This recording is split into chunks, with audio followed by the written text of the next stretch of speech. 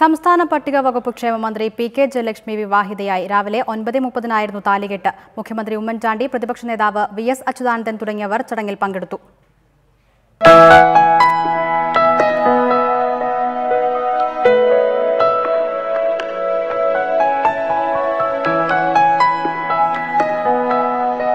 വയനാട് മാനന്തവാടിയിലെ വാളാട് ഗ്രാമത്തിൽ ഉത്സവാന്തരീക്ഷത്തിലാണ് കേരള മന്ത്രിസഭയിലെ ഏക വനിതാ അംഗം സുമംഗലിയായത്.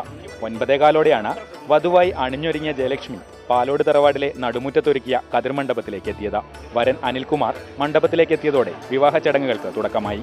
9:30 അനിൽകുമാർ ജയലക്ഷ്മിയുടെ കഴുത്തിൽ താലി ചാർത്തി.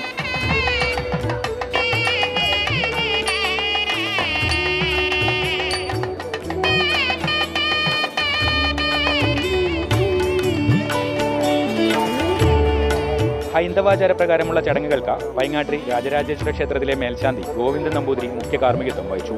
മുഖ്യമന്ത്രി ഉമ്മൻചാണ്ടി, പ്രതിപക്ഷ നേതാവ് വി.എസ്. അച്യുതാനന്ദൻ, മന്ത്രിമാരായ രമേശ് ചെന്നിത്തല, കെ.പി. മോഹനൻ തുടങ്ങിയവർ വിവാഹ ചടങ്ങിന് സാക്ഷികളായി. ആയിരക്കണക്കിന് ആളുകളാണ് മന്ത്രിയുടെ വിവാഹത്തിൽ പങ്കെടുക്കാൻ വാളാട് ഗ്രാമത്തിലേക്ക് ഒഴുകിയെത്തിയത്. കുറിച്യ സമുദായത്തിന്റെ ഗോത്രാചാരപ്രകാരമുള്ള വിവാഹ ചടങ്ങുകൾ പുലർച്ചെ തന്നെ തുടങ്ങിയിരുന്നു. മന്ത്രി പി.കെ. ജയലക്ഷ്മിക്കും വരൻ അനിൽകുമാറിനും റിപ്പോർട്ടർ ടിവിയുടെ വിവാഹാശംസകൾ. കതിർമണ്ഡപത്തിൽ നിന്നും ക്യാമറാമാൻമാരായ മനുവിനും റിന്റുവിനുമൊപ്പം കമൽ, റിപ്പോർട്ടർ.